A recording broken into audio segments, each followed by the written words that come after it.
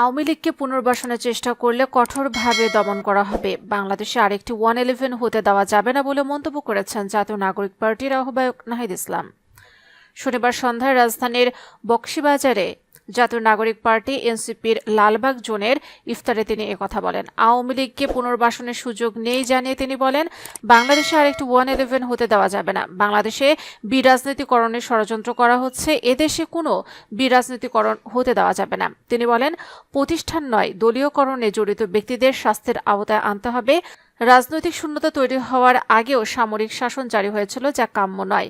জনগণ রাষ্ট্রের মালিক, তাদের রাষ্ট্রের মালিকানা বুঝিয়ে দেওয়ার বন্দোবস্ত হচ্ছে। রাষ্ট্রের বিভিন্ন জায়গায় এখনো ফ্যাসিবাদের দোষীরা বসে আছে, তাদের বিরুদ্ধেও ব্যবস্থা নেওয়ার আহ্বান জানান তিনি।